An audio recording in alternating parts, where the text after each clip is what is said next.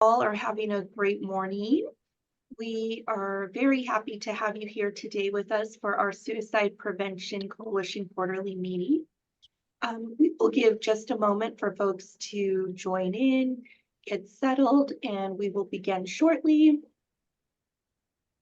Happy New Year, everyone. I heard that we can still say that until the end of the month. So, so I hope everyone's year is off to a good start. Thank you all so much for joining us. Very happy to have you.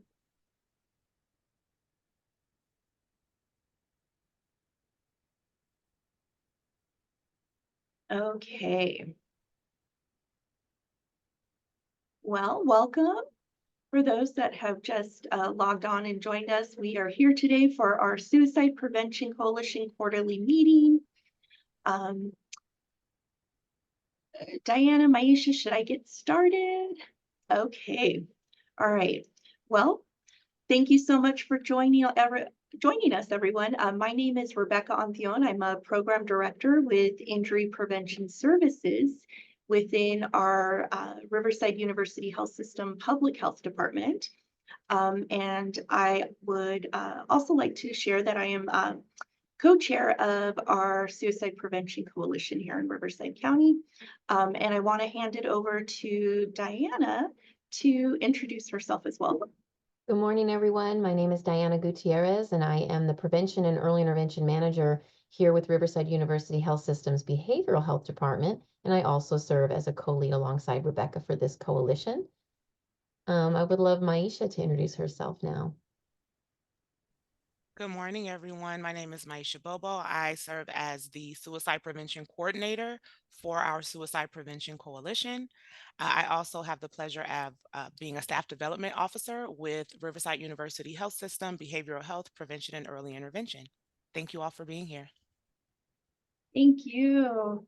Okay, so we'd like to thank you for attending today's meeting. The purpose of our quarterly meetings is twofold. The first objective is for us to provide learning opportunities to broaden our knowledge and build expertise in suicide prevention best practices within our community. And the second objective is to share updates regarding our suicide prevention efforts that are happening here in Riverside County. So we are very excited to share the content that we've prepared for you today. But before we get started, we'd like to invite you to participate in a quick poll so that we can learn more about who's with us today.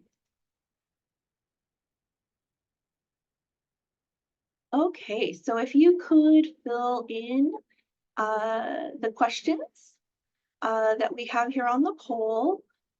We want to know what region you represent.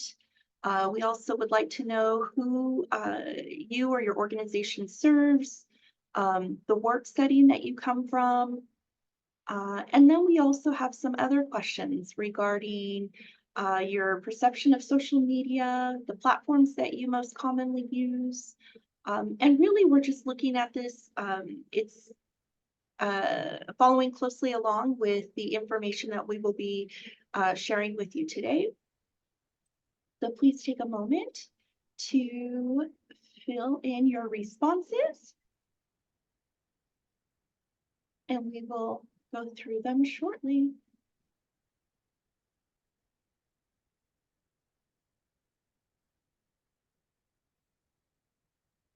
Okay. So what's it looking like? Are we getting close to? We have about 64% of folks that have responded. So let's maybe give it another 20 seconds. Everybody get a chance to answer these questions. See if we can get as close to 100% as possible.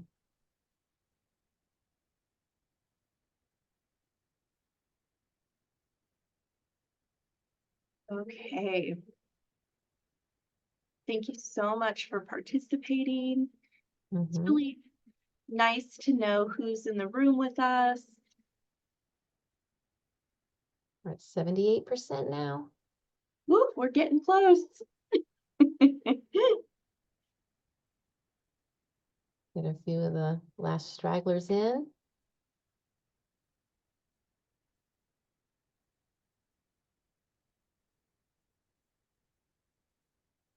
Okay. I'm just trying to get us to 80. Let's see. Can we get to 80%? Going once, going twice. All right, we'll take it at 79%. So let me, did we end the poll? Yes, and the results should be shared now. Folks should be able to see the results from the poll. Okay, so really nice to see that we have a large number of folks in the room today that serve our county uh, across the county, serve countywide. And we're so happy to see folks represented from each of our regions. So who do we serve? And this is wonderful. We see that we have a nice balance of those that serve children, 0 to 15, and then our transitional age youth, and even folks who serve our adults and our older adults. So thank you so much for joining in today.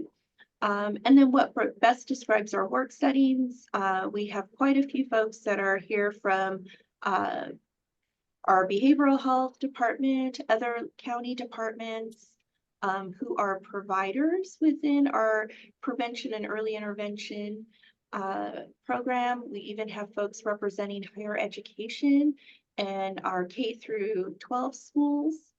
And very happy to see that we have some faith-based organizations, law enforcement, hospitals, and even those that represent other areas.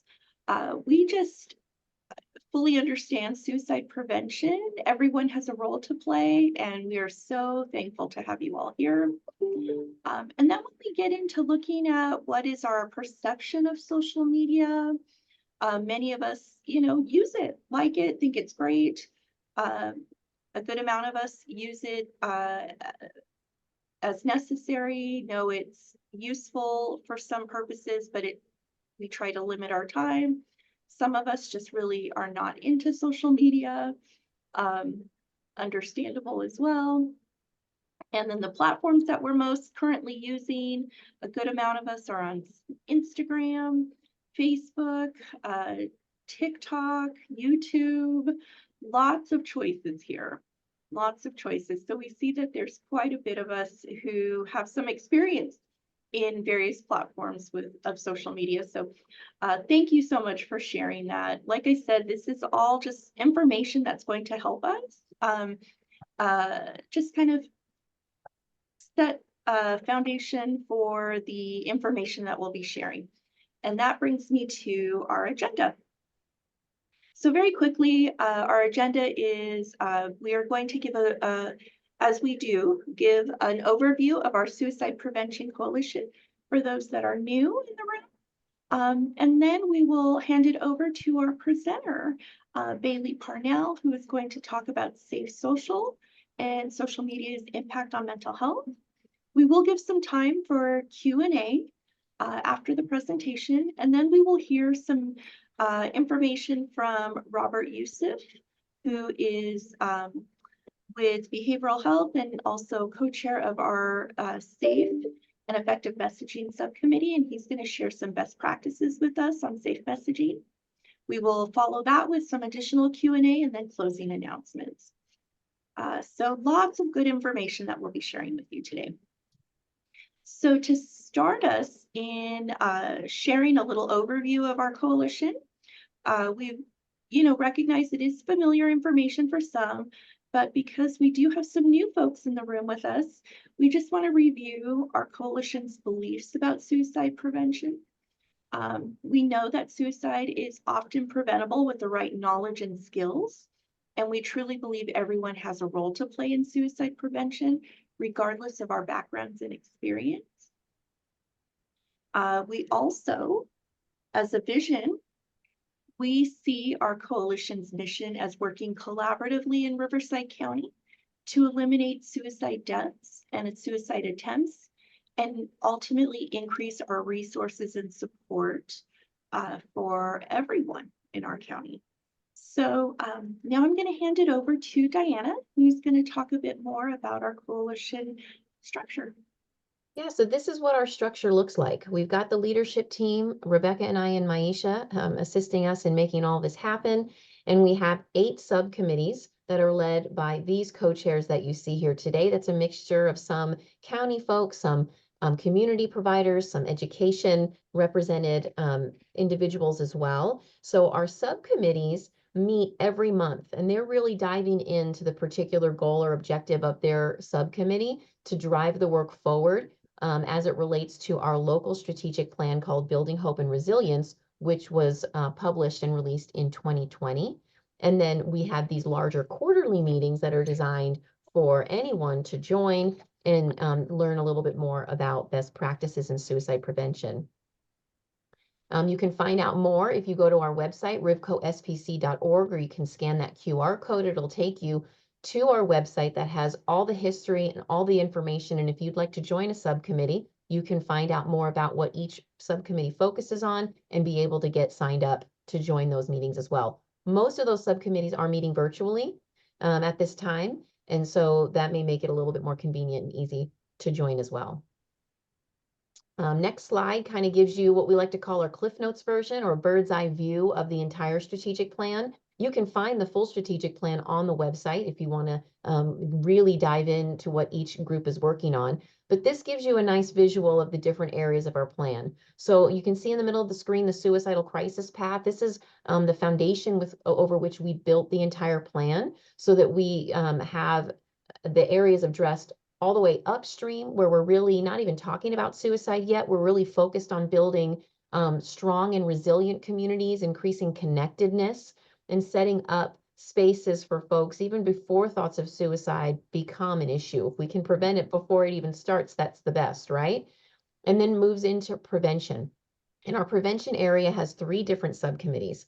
Trainings is really comprised of all of our certified trainers in evidence-based models. We have a menu of 3 different in-person trainings and 4 additional virtual trainings for a total of 7 that are available to anyone who lives, works, or worships in Riverside County at no cost. So you can find out those trainings on our website and register directly on the website. Then we have 2 schools-focused prevention groups. Engaging Schools focuses on the K through 12, higher ed, anything over that.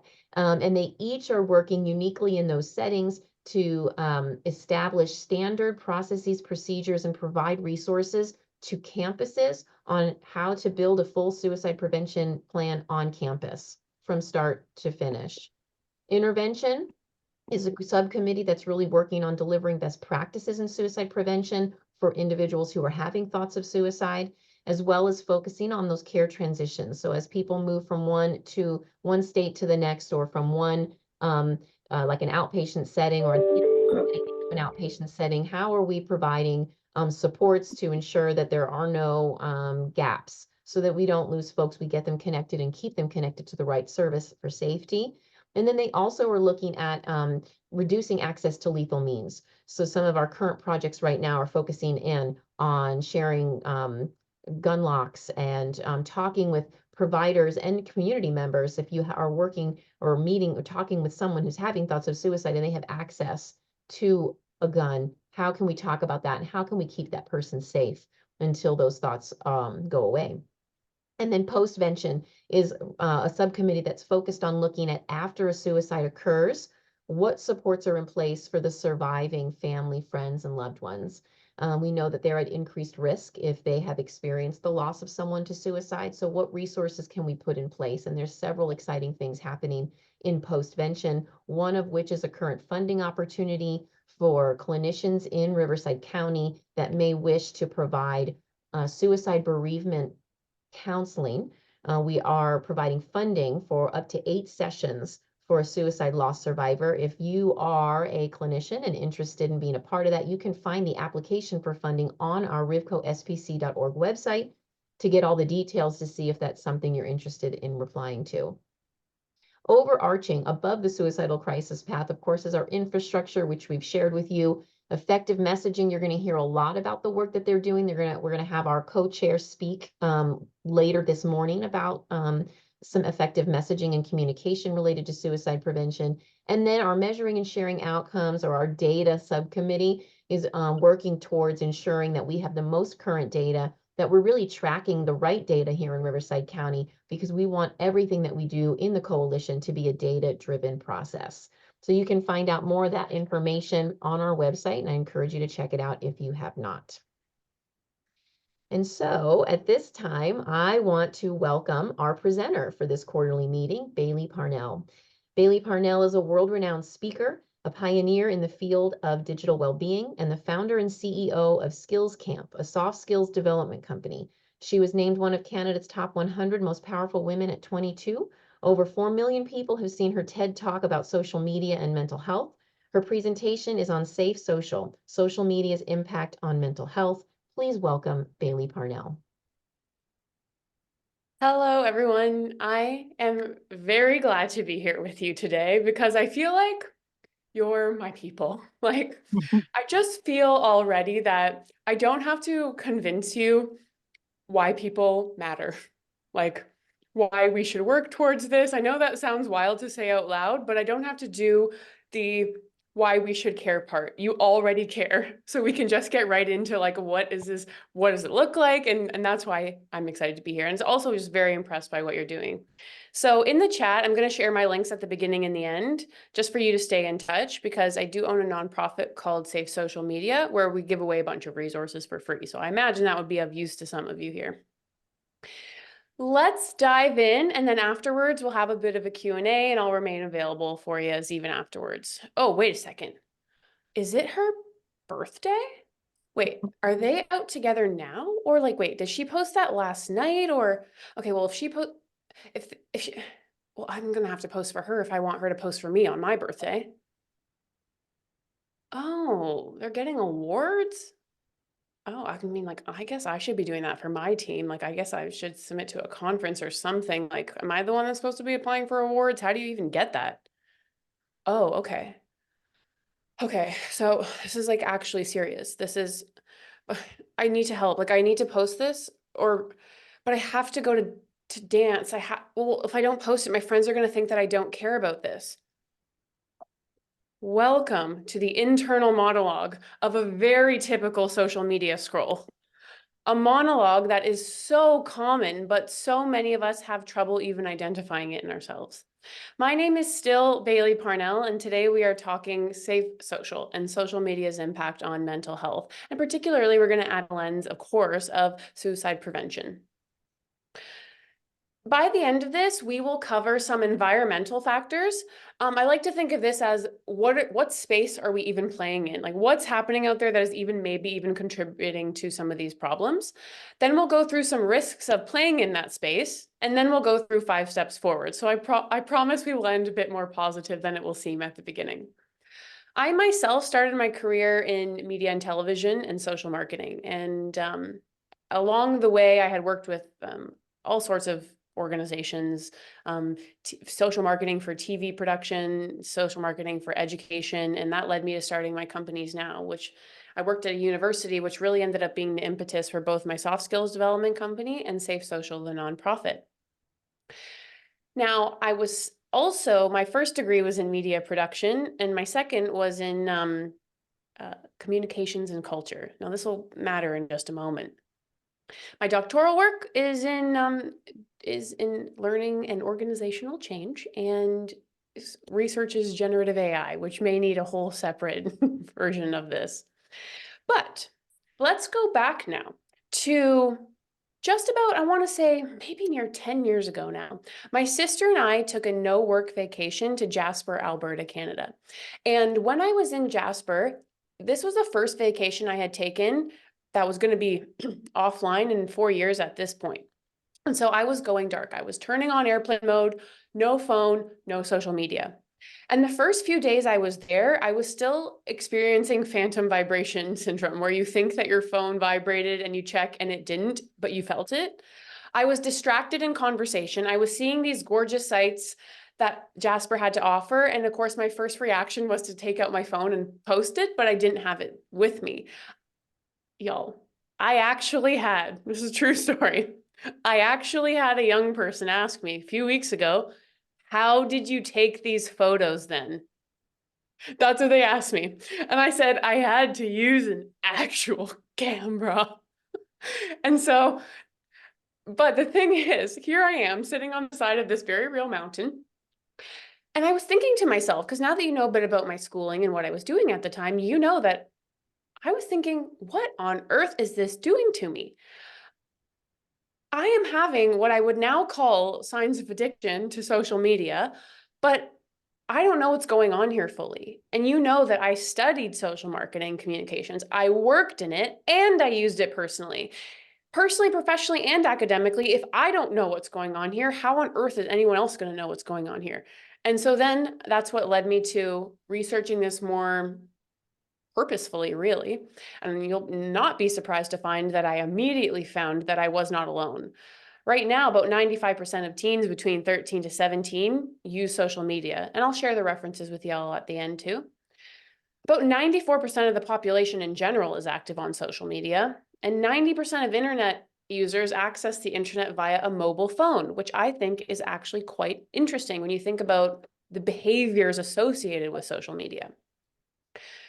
When I went back to my university, I said, we need to look into our own students. And we did a survey of over 1,000 students at the university. We asked them to self-report how much time they were spending on social media.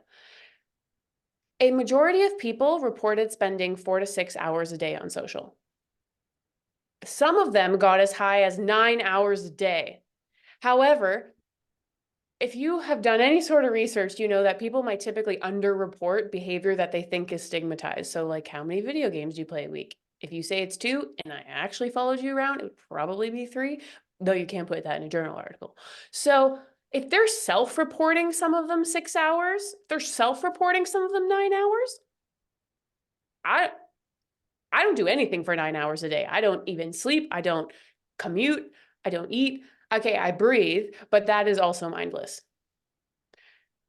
So then the next natural question became, well, what is happening in that time? And here we get to the environmental factors on social media. The first is the highlight reels or social comparison. Just like in sports, a highlight reel is that collection of our best and brightest moments where we look good, where we're out with friends and family, where we feel good.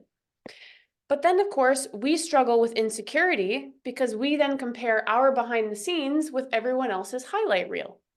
And we think, my 90% of my life doesn't look like that. But the comparison is still active. Oh, they started a new job. Like, this goes beyond just youth. It happens for all of you. I saw what networks you're on. This is an experience normal to anyone who's in this space. Social comparison. Well, they got a good job. That's pretty good. Like, should I be applying? Like, I would like more vacation hours. Okay, I guess I'll just move on. The inner dialogue just follows us. So you will be playing in a space of social comparison. Number 2, social currency and conspicuous consumption. Just like a dollar, a currency is quite literally something that we use to attribute value to a good or a service. And in social media, the likes, the comments, the shares, or probably more accurately today, that 0.5 seconds longer you spent on an ad or that meme that you sent your friend privately in direct messages, that is becoming a recorded transaction attributing value. That value has actually gone offline. That's not surprising to any of us here. We know things like influencers are able to turn that social currency into actual currency these days. And then, of course, how does it get rewarded? Well, social currency, the more you have of it, the more likely you're to end up in front of people. The consuming of things becomes the post in and of itself. So then the posts become about consumption, and then we end up kind of in a vicious cycle. But here's the thing. When I worked in marketing, we loved this. We called this the economy of attention because everything is competing for your finite attention. And so when you give something that like, or that share, or that 0.5 seconds longer, it does become that transaction that attributes value to the person who put it there, or the brand, or the one who's marketing it, like paying for the paid ad. Now, this even counts. Let's say you watch a video because you hate it. because your friend sent it to you and said, oh my gosh, I can't believe they did this. Guess what? The algorithm does not know the intention you had in your head yet.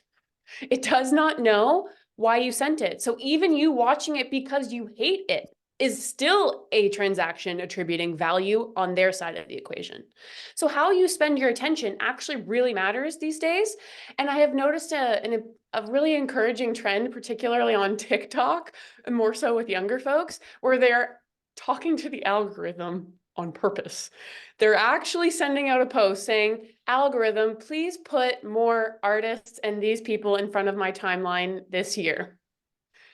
We could get all sorts of philosophical about that one, but I think it's interesting that they've realized the environment I play in.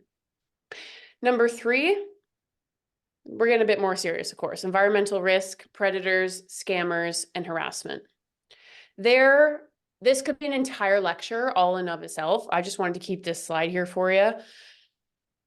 There's all kinds of scammers happening, and these are the people that do the malicious things on purpose, identity thieves or phishing scams when you're pretending to be someone you're not, catfishers as well. Another one would be, of course, sexual predators online, or cyberbullies, which we'll talk about in a minute. How about these ones though? Lottery sweepstakes, where people are pretending that it's a lottery that you're buying into. They've made it look so formal. You think you're participating in a real lottery, and then when you don't win, you just thought you didn't win, but there was no lottery. How about fake retailers, making it completely seem like they've got a product that you can buy, maybe shirts, something like that, and you just never get your shirt, and you're like, well, I'm going to go complain to that website, but you go complain to them, and it's just them, and they never get back to you, and who do you go to? So this is a potential environmental risk as well. And even one that might be of interest to you, especially, is health and wellness scammers. I've got this pill that will make your skin look amazing, or you lose weight or something like that, but it wasn't real in the first place. Now, as we get over into the world of cyberbullying and harassment, this is also a risk of using.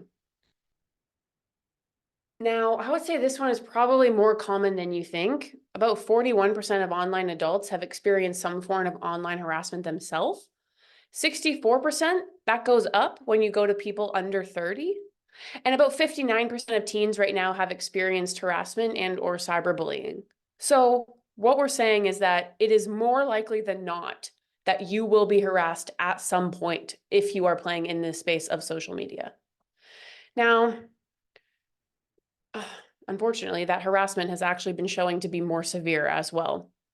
More people are reporting more severe forms like physical threats or stalking, sexual harassment, and sustained harassment. You can see how this has gone up over the years. And right now, as of 2021, it was about 1 in 4 people reported more severe forms of online harassment.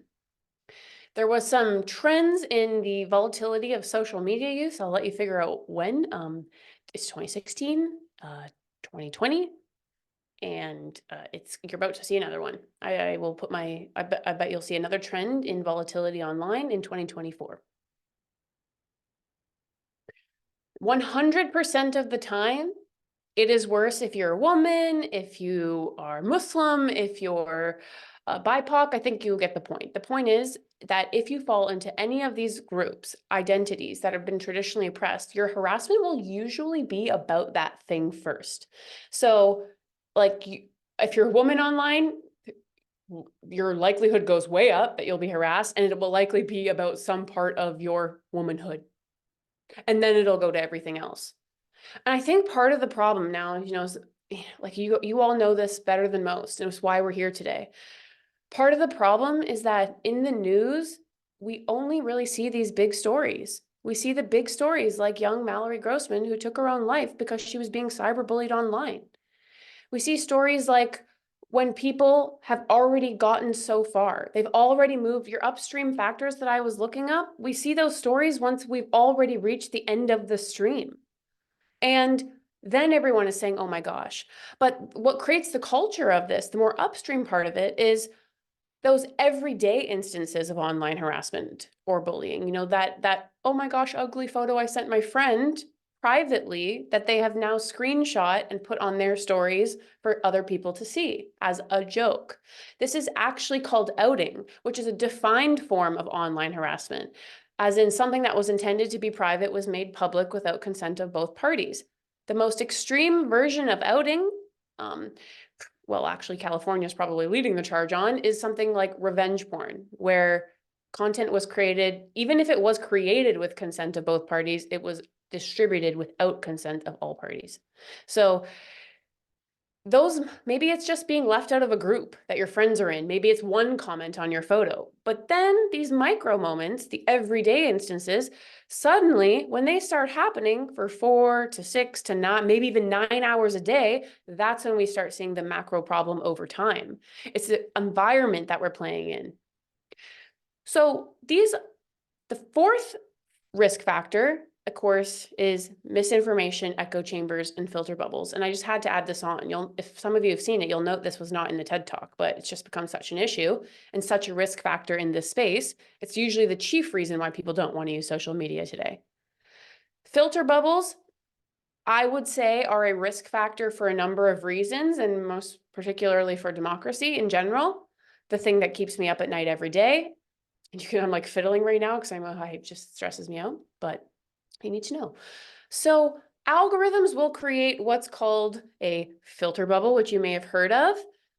So this is what's going to do is just the more you search something, the more you Google something, the more you shop online, it will scrape all of this and it will give you content that it believes that you want to see.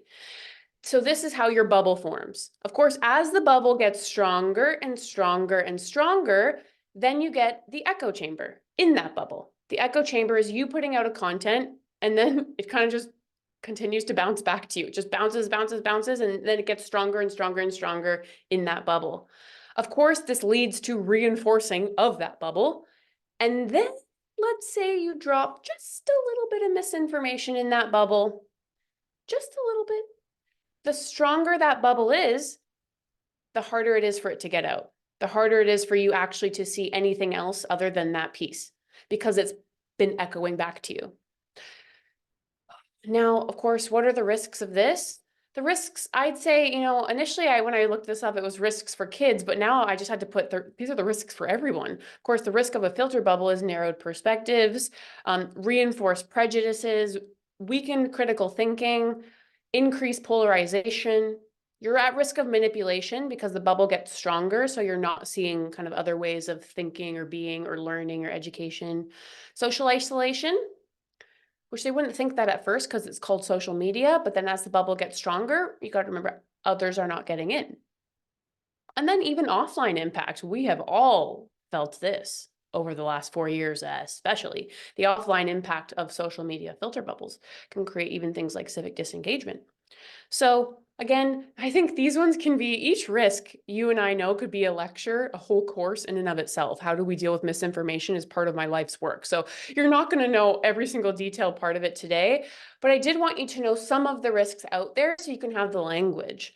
The next natural question then is, well, how can this affect you? If this is the risk parts of the environment that I'm playing in, what might this be doing to us? Well, I'm sure as we go down the stream, you are seeing some of this. We are distracted and we are losing focus. We are wanting to work on that report at work. We're wanting to study for our exam, but this thing is going off the handle and we need to check. Oh my gosh, sometimes I just need to check. So some of you have noticed those notifications actually at the top of my screen. And for some of you, let me put it right there. Some of you are very bothered that they're not checked. You're like, oh my gosh, it's so annoying. I thought it was a slide number and it's not. So I will collectively check them all for us and we can take a sigh of relief. But even those are intended, they're designed to be read to capture your attention and to make you want to check, to get your blood pumping. This is when we lost our behavioral psychologist to tech creation. Now, 2, what can happen? A risk of using is that we're more sedentary. Often when we're using, we are not moving, we're sitting, we're here, we're in front of the screen, as you know. So we are displacing things that you have known forever lead to better mental health, that we've known for ages. Often we are displacing things like being out in nature, Often we are displacing things like offline connections with people you love that we know release dopamine, oxytocin, all these fun things that are good for your brain. Often we're replacing like exercising or something, or maybe physical fitness or something like this. So the sedentary part of it is that we are often displacing things that could help this whole process. Number 3, we're lonely. You would think that the thing that is supposed to connect us to all the other people would make us feel connected, but it seems that even though everyone is connected, no one is connecting. And we were reporting higher levels of loneliness before the pandemic, and then the pandemic hit. So of course, when you start adding all of this stuff together, those micro moments, day in and day out for 4 hours a day, that's when we start seeing this rising level of anxiety and depression that you've experienced. I get asked questions like, what's going on with young people these days? And I'm like, okay, I'm going to need to let's sit down. Let's talk about this. Let's talk. I'll give them a few things that are going on, but then there's absolutely no way that social media cannot be part of the conversation discussing anyone's mental health today. As you know, we just talked about all of these things, and most of you said you're on a platform, which means even if you love it, you are still operating in a risky environment every day. Okay. Number 5, even with all that, we're feeling FOMO. Fear of missing out is pretty strong. That even though it's kind of a light phrase, we all throw it around, FOMO is also an actual social anxiety from the fear that you're missing a potential connection, event, or opportunity. And on social media, maybe it's just that you see, oh my gosh, I have 60 messages. I must be missing something. Or something happened in the news. I feel guilty if I'm not connected here, even though there might be other ways to get news. FOMO, interestingly, has been also shown to be the biggest predictor of addiction to social media. I don't think it's surprising because the degree to which you feel that need to check or that subconscious fear that you're not getting something would correlate then with you wanting to actually check and actually be there. Now, of course, addiction would be a 6th risk of using. Geez. Maybe by every measure, maybe by a lot of measures today, you could say that there's a mass addiction to social media that's gone unchecked. And I mean, like a mass addiction as in it has all of the outcomes too, negative outcomes, both physiological and like the physiological part of it is that, you're being conditioned now as young as like 9, 8 years old to get a hit of dopamine every time you get one of those likes or a piece of social currency. And so you're being conditioned over time to see that as something that will reward your brain. That's how many addictions happen. What I also find interesting is also the habitual or the physical part of it. So if you talk to someone who's tried to quit smoking, they will often say that the habit is the hardest to break. Now, on our website, safesocialmedia.co, I created an assessment called Are You Addicted to Social Media? And it was created through the lens of how we present signs of addiction to other risky behaviors. So some questions that you'll find on there are things like, it'll be like, to what degree? So have you ever found yourself in physical danger because of using social media? For example, almost got hit by a car, ran into a door, bumped into people. To what degree does this happen to you? Have you ever lied and manipulated situations so that you could use? For example, you say you're going to the bathroom, but actually just want to check social media. Have you ever, is this harming your relationships with people in your life? For example, they're frustrated that they're trying to talk to you and you are on social media. To what degree does this happen in your life? Do you black out? To what, have you been online and not remember what you saw for the last half an hour? Consider this blacking out in other areas. And to what degree does this happen? So maybe if you're having like 1 question or 2 questions where you're, oh yeah, I do that, you don't have to worry as much. But if you're all 25 at the max, then you might have some more concerns about perhaps being addicted to social media as well. So we know this is a potential risk of using. So let's look at all this right now. You can become lonely. You could become more anxious. You could become addicted. In fact, I asked a class of about 100 grad students, I said, how do you feel as a result of using social media? And these are their answers. Stressed, waste of my time, low self-esteem, jealousy, darker emotions, crying, hurt.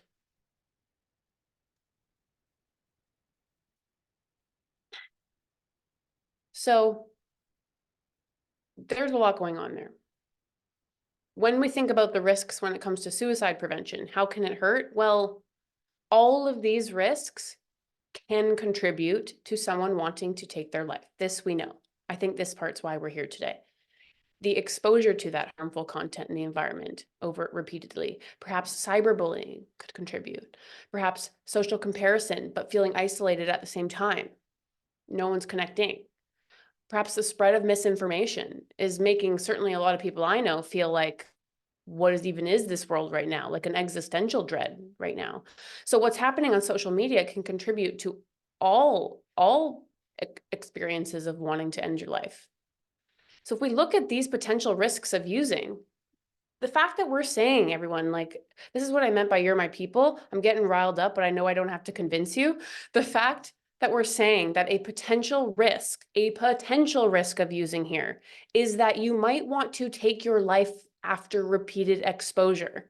Like this makes me, like that. So then by every measure, social media is a risky behavior, like sex or drugs or alcohol. And this is the model that I design most of my work through. Even driving, because you know the definition of risky behavior is very simply, when you participate, you expose yourself to potential harm. That's it. You expose yourself to potential harm. And we know now for sure that in the environment and with the risks of that environment, you expose yourself to potential harm here, maybe even the worst kinds of harm. Young people are more at risk, you say? Well, yeah. Young people are more at risk for every risky behavior, and especially one that has to do with conditioning. Normally, let's say, when they start getting online, now between 8 teenage years, very normal phase of life, puberty years. The normal part of it is that this is where you go outside the family to start comparing yourself as a means of constructing identity. You start doing what's called peer-to-peer comparison. So how do I know that? It could be very easy. How do I know I'm tall? I make comparisons to others. Most of them are shorter. I know it informs my identity as a tall person. But this already was going on long before social media. This happens around this age. Then if you're under 25, your brain might not actually be done developing yet. So you are at risk, at greater risk for any risky behavior. And then let's say you are 13 right now and you are going through something and you are being cyberbullied, and you go to the people who are traditionally your supports in this area, maybe a coach, a guidance counselor, teacher, parent. Right now, largely, just a weird time of history, those people did not grow up with this risky behavior themselves. So for most of you, and just because I saw the trend of which networks you're on, I feel like I'd be able to make a better guess about your ages than most people based on which networks you're plentiful on. I would say, most of you probably got on social media when you were already functioning adults. Like you were already past the high school drama. You didn't feel that need. You got on probably having a better understanding of who you are, like who are the friends in your life. So right now you're being cyberbullied, you're 13, you go to that guidance counselor, you say, I'm being bullied in my DMs. They might say, what's a DM? A direct message. So right now, it's just a weird phase of history where maybe all those supports that would help with something like this, they don't quite see it the same way. And they want to say things like, get your head out of your phone. Like, why do you even care if they don't like your photo? But they do care. And you and I know that the fact that they care means it has an impact on their mental health. So we should care.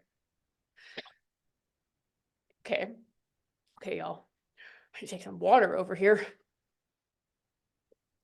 Even after I've said all of that, I actually really like social media, which you might not believe yet, but I really do. And I actually have a really good time on social media, and you wouldn't even have found me if I wasn't on. I wouldn't even be here today if we didn't have some connection through social media. And I do see a lot of promise here. Actually, newer research is giving me even more encouragement, because newer research is suggesting that teens paint a more nuanced picture of social media than they did when I started this over a decade ago. If I ask most adults right now, what do you think of social media? Truth is, most say, like, it's probably not been better for society. Like, that's what a lot of adults will say, especially the older you go. But when I used to ask younger people over a decade ago, they were saying, like, yeah, I don't think it's good for, here's where it's not good for my mental health. I'm not sure, because they were the transition generation. But teens right now, about 59% have shown to believe that social media has had neither a positive or negative effect on them. Now, why is this interesting? Well, for them, they've never known life without it. They probably had you posting them on Facebook since they were kids. So for them, this has just always been a thing. It's like saying, what do you think about the TV or the computer? What do you think about alcohol? Like, it's like, what do you think about driving? Like, another risky behavior. It's just always been there. So for them, it's like, well, sometimes it's good, sometimes it's bad. Sometimes I have good days, sometimes I have bad days. Why I find this encouraging, at least, is because it's a lot easier for me in my work to take someone from a neutral to a positive experience than it is from a negative to a positive experience. So if they're seeing it as neutral, then I can say, okay, good, you're already operating here. Let's talk through what that operating looks like.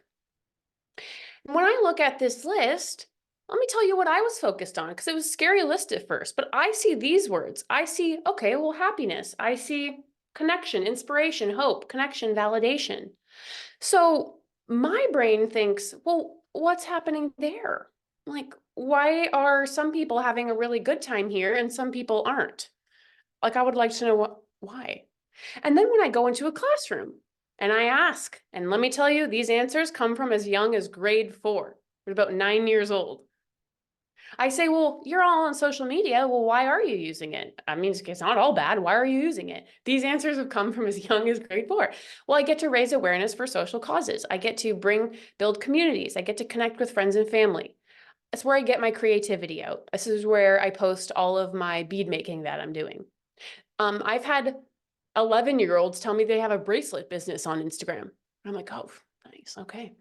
They're spreading positivity and kindness. They say, I'm learning about different experiences here. I'm personal branding or relationship building. Like, I meet people like in our industry that, how would I ever have met them? They live in Germany before this. So there's a lot of positive uses of this too. And I think how we get there is kind of the goal of our work, including how it can actually help suicide prevention. The ways that it helps all other risky behaviors, really, right? It's through awareness and education. Suddenly we use the same social media to teach people about this, because if that's where they are, let's make sure the environment that they're in is reflecting some of that positive messaging back to them. What about community and support? Wait, if a good use of this is community, let's make the social media a positive space for people. Let's have a group. Let's comment nice things on each other's photos just because. And I actually find that the younger generation, like Gen Alpha, Gen Z, to be better at boosting each other up online than all the other generations. Even though they get a lot of the heat, I actually find them to be a lot healthier in their use. And I would like to hope that we had some contribution to that over the years. Maybe access to resources. Well, if this is the environment you're in, okay, well, how do we get our resources there for free as posts, but also maybe as ads? Like, maybe you didn't think about it, but if you're already spending on prevention awareness, social media ads should be part of that, because if that's the environment that they're in, then that's where we should be putting it to them. In fact, social media, your prevention campaigns could target the very phrases. You could probably get more targeted, as in people who have searched this. This can go wrong if, someone was searching like, how do I help someone? And then they're seeing content they didn't want to see, but that's not you. You're not putting the bad content there. You're putting the helpful content there. So if they have searched this on Google and now they're seeing your TikTok that helps them a little bit, wow. This space has just become, the environment has just become healthier. It's also become a prevention strategy in and of itself. And then maybe monitoring interventions. So social media has also been good. And there's also a bunch of research over the years on this, where how were you able to understand people's psyche by just looking at how they post. So it could be like a monitoring thing as well. Or I have honestly used this as an intervention tool before for one of the teammates that worked with me at the nonprofit, because I saw some posts had changed. The tone of them had changed. So we had a conversation separately about that. I noticed your posts have changed. What's up? Like literally just that. So we can take this same tool and use it for positive uses as well. So I can't ever tell you just to get off social media. And I would be laughed out of a classroom, trust me, if I did that. They'd be like, in fact, I've had students come up to me and hug me after because I didn't say that. And they said, all the parents in my life, all the teachers are just saying, get off of it, but they don't understand. So they come hug me after. And I'm like, okay, yeah, I get it. Because I'm on here too. And I'd be a hypocrite if I told you to get off. So I won't tell you to get off, but I will say we need to practice safe social. If abstinence is less of an option for you, how do we practice safe social? In a way, social media is neither good nor bad, in a way. It's just the most recent tool we're using to do what we've always done. Communicate with each other, compare ourselves, do all those things. And you wouldn't blame Samsung Television for a bad TV show. When we talk about the dark side of social media, we are always talking about the dark side of people. The dark side that makes a harasser harass, the dark side that takes a photo we were excited to share and then take it down because it didn't do as well as we thought.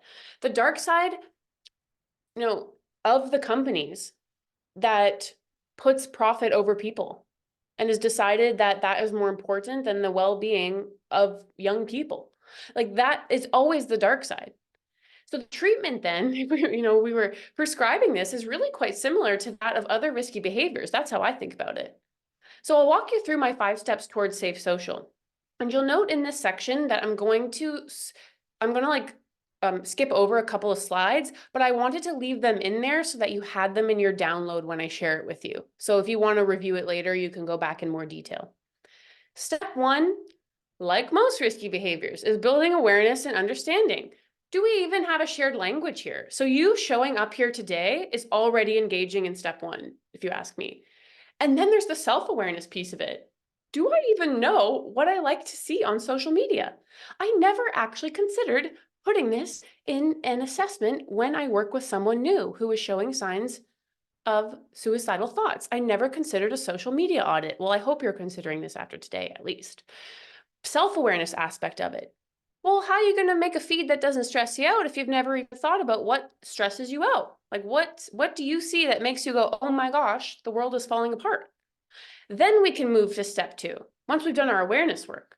Step 2, we can modify our consumption in relation to that awareness work. You could say, there's really all sorts of things you can do to modify your consumption. Sometimes I have people, they'll say, I set time limits. That's a lighter one.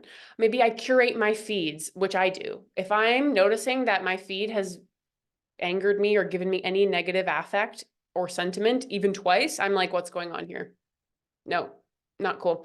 I'm going to look at what was bothering me. I'm going to see if there's a pattern.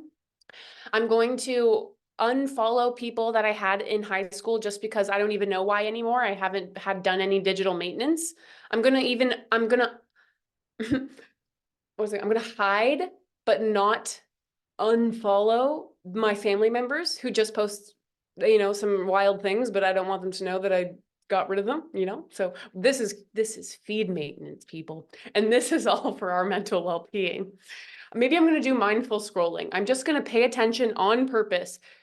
Ask your people you're trying to help, ask them to do just 5 posts. If they can get to 5, I'll be amazed. Just 5. Pay attention to the poster, actually read the caption, actually think if you like it, and actually think if you want to keep following them. Just even 5, like don't even go crazy. Go wild, I should say. Notification management. Maybe it stresses you out to have this thing full of notifications. So great, I do not want to see email, but I do want to see Instagram. Might be something like that. That's true for me. Email is no longer direct, but like I don't mind getting to see LinkedIn messages because they don't happen that often. So might have a notification for that. The point is, once you've done your awareness, you can set the strategies that actually work for you. that actually work for what you need, because they're not going to be the same for everyone. For me, I'm all about following travel bloggers and style bloggers because I need inspiration. It's not natural to me. So I'm like, oh, that looks cool. I'm going to go there. That's me. Whereas my husband, way back in the day, I remember we talked about this, and he unfollowed all of them because it was making him feel bad about his life. So the exact same strategy wouldn't work for everyone, which is why it's step 2, not 1. Number 3, and by the way, this is the last section. So I know we're getting on in time, but I could talk about this forever. So step 3, build the offline soft skills. Okay, this is the most important thing that I'm going to tell you today. And this is where I'm excited for you, because a lot of you are already doing this work upstream. You'll not be surprised to find that we're kind of getting more upstream as we go along. When I did my research and I asked people, how do you feel as a result of using, or my master's research, I should say, what actually came back was people would say, here's an exact example. She said, when I go to the gym, or I feel really good about myself, then I go online and I see a fitness model and I think #goals. But when I don't, or I feel dusty, and then I go online and I see the same one, I think I hate my life. And this was really interesting, and the most important part, because what it actually meant was, of course, not only does different content affect us differently, but the same content can affect me differently in different hours based on how I'm feeling about myself offline at time of use. This was the biggest mediator and indicator. Biggest indicator of whether or not you would have a good or bad experience, and how good or how bad, was offline affect. How did you feel about yourself at time of using? Which would suggest then a very helpful strategy would be, if you are not good, this is not the time to be going into the risky behavior. And you know that, but to think of social media in the same way as maybe even like alcohol, like why are you drinking, would be a really important question that we'd want to find out. So why are you using? Is it because you're feeling disaffected? Okay, let's go through that first. Let's figure out, is it because you're not confident? Well, if you work on things like resilience, self-confidence, I promise you, these will follow you into your social media experience. I promise you. You might not think at first that, hey, let's work on time management to help your social media experiences, but now you're going to think it, because you're going to hear me in your head, and you're going to say, how do we end up an hour later not remembering what we did? Time management would help you start. How do we end up an hour later not remembering what we did? Mindfulness will help that. Step 4, we're moving out a little, okay? You figured it out. Hopefully you're building some long-term strategies for yourself. The next natural step, now that you know more, do better, help others. Model good behavior and lead by example. What I don't want to see is people saying, oh my gosh, kids can't even get their head of their phones these days. Then you're on social media, you're on your phone, maybe on email at the same dinner. Maybe you're even doing something for that kid. But the learned behavior is that it's okay to be doing this when I'm with other people. If you don't want that outcome, then you would have to change the behavior that's role modeling it.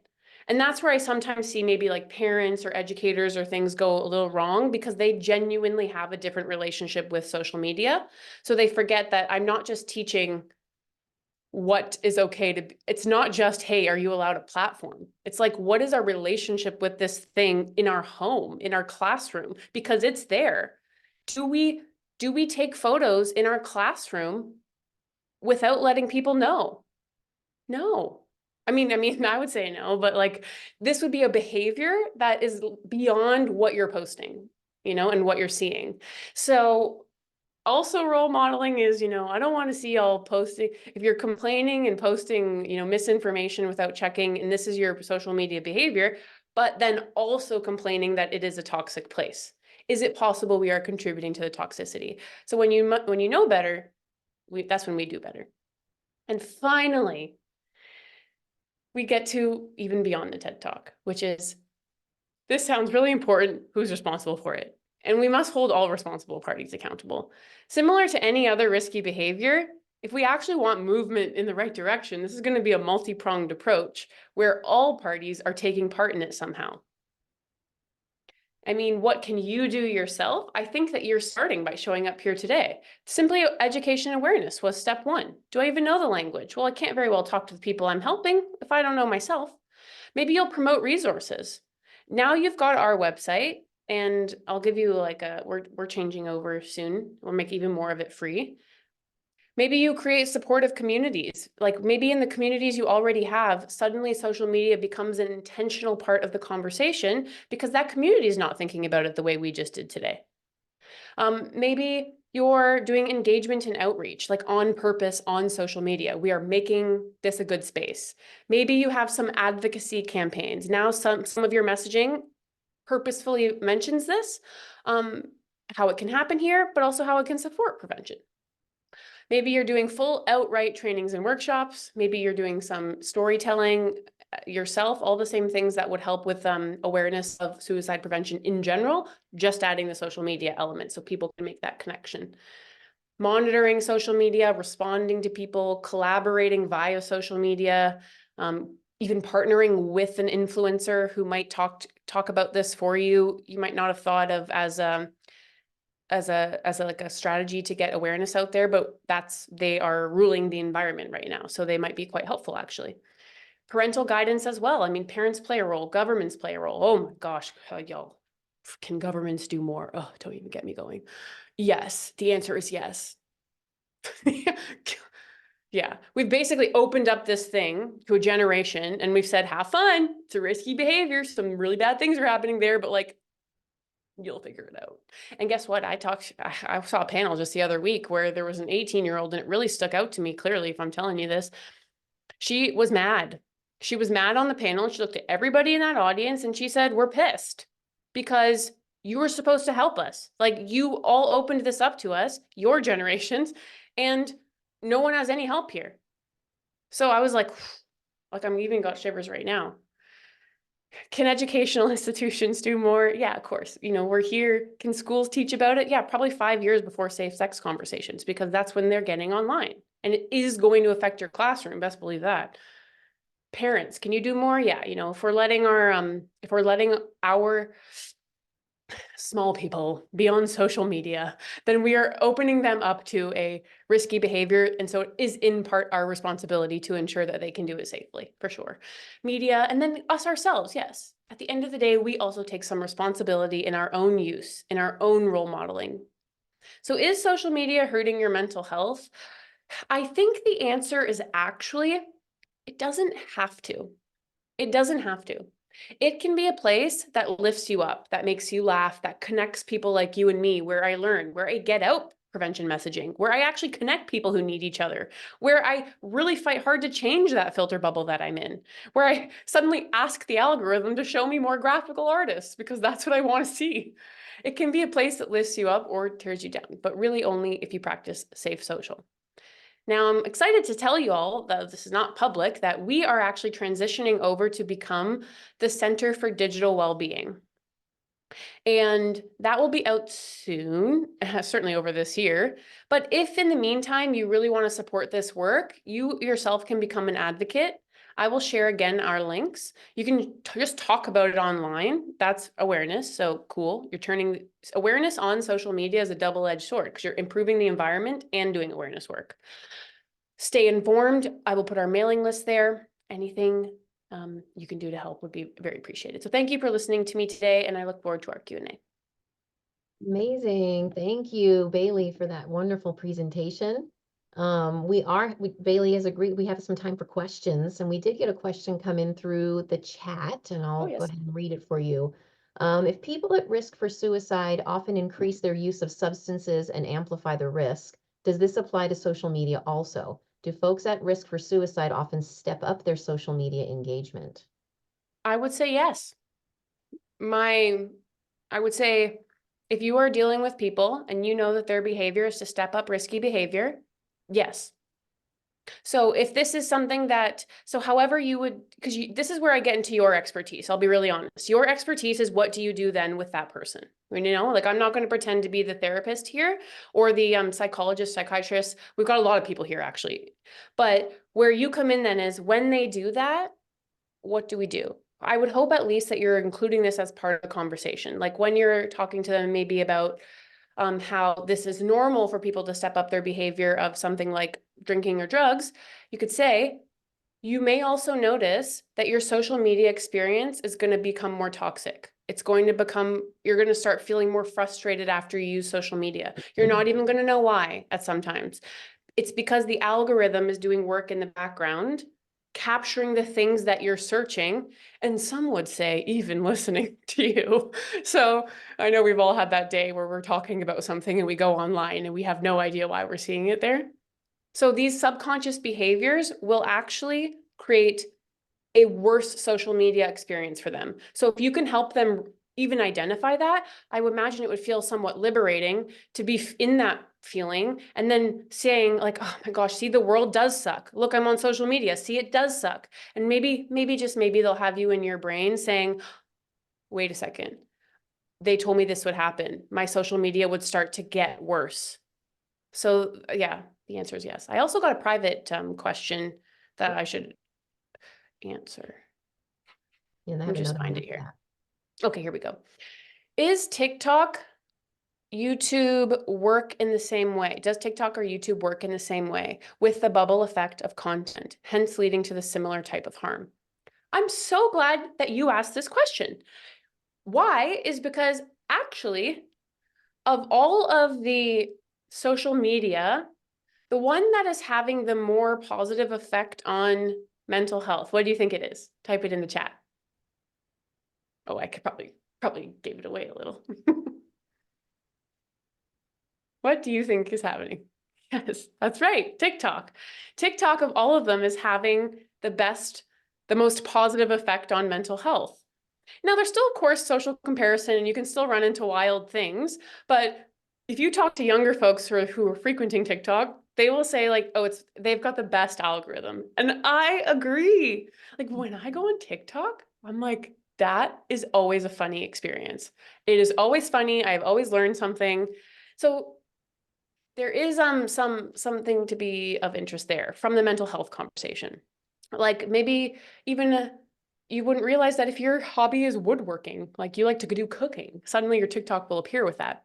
Where we might go a little wrong though is some insider knowledge is that I told you that, both my husband and I are public speakers, and he's certainly spoken at hundreds of places over the years, and TikTok was one of those companies. And there's only been 2 companies in the history of his career that have asked him not to say things.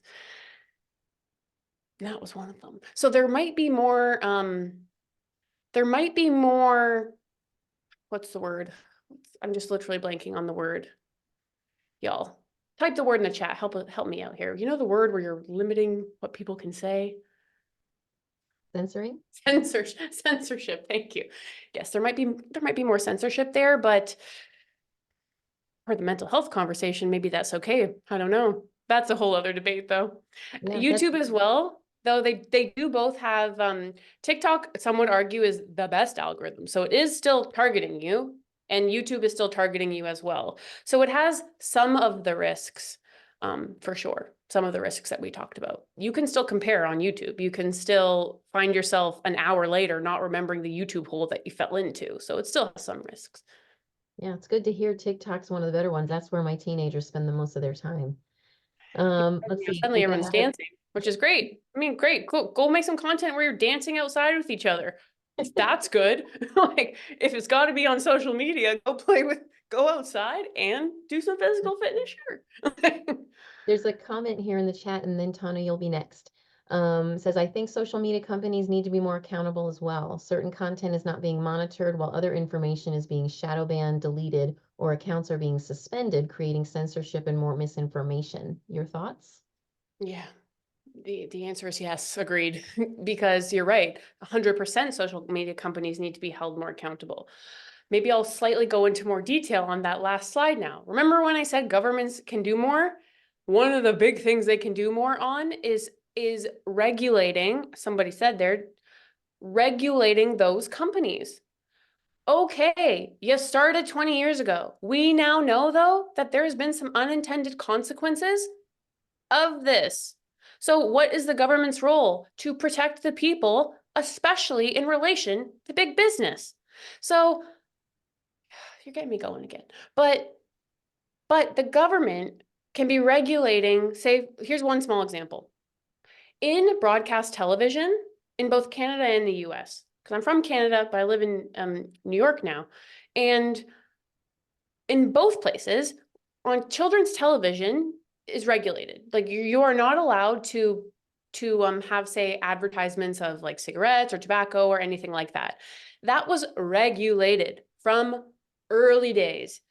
But those same advertisers can go onto Instagram, target a 13-year-old with something like vaping or pharmaceuticals, and they did, and it worked, and we had a vaping crisis.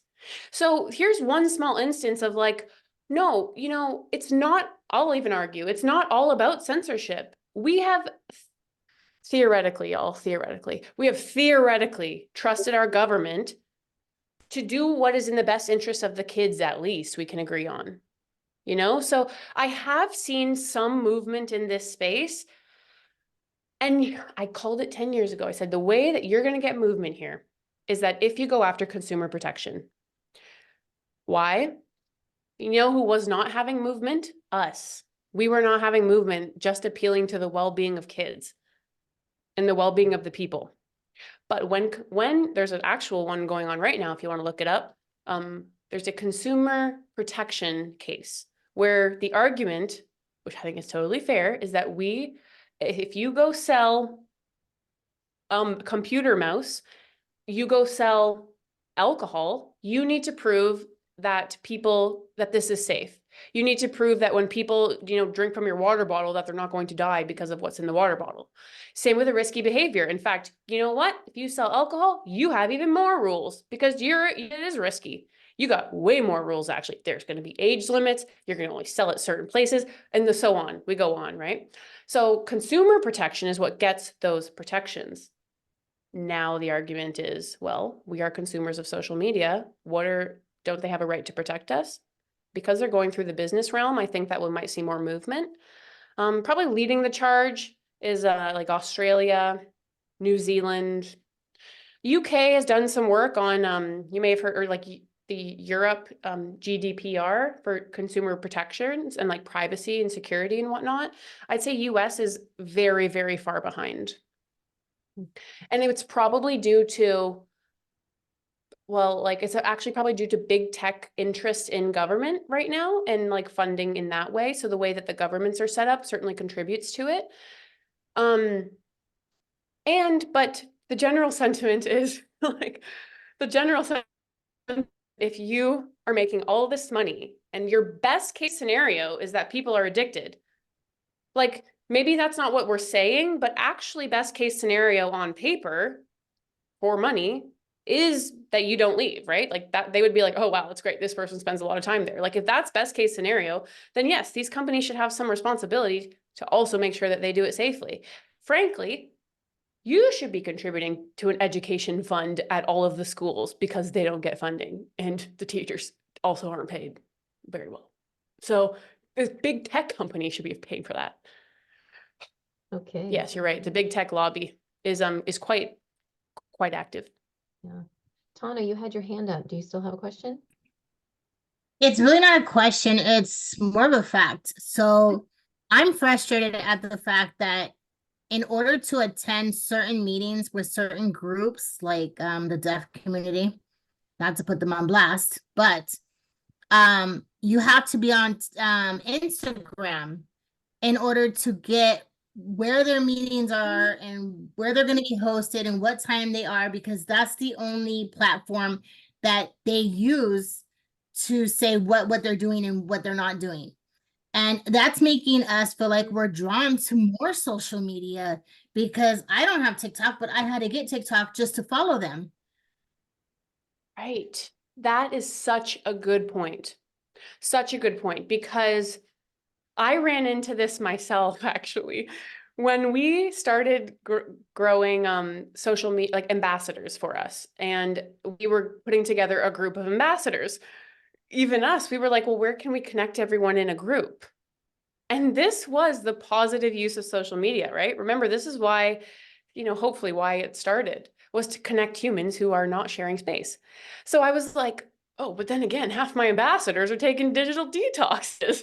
So they're not on social. So we ended up using Slack and IDM, like what's it called? Like it's like instant messaging platforms that were not social. They're like just direct social for the community. I've seen other profs that I know use Discord because you can make closed communities. Um, and then I've also seen to be an inclusive person now. Remember, if we're talking about a risky behavior like alcohol, we're probably not going to be inviting everybody to the bar to do a team social all the time. We're not always doing drinks out. And this is probably sounds like, yeah, of course, like we're beyond that now. We don't always do that. We vary our socials to be, inclusive. That's why it's a good question, is like, okay, well, what about our communications? Like, are we sending an e-newsletter? Even an e-newsletter that simply takes your posts from that week and just sends it via email. So you don't have that much work. I mean, literally, like you already made the content, you just screenshot it and put it in the email.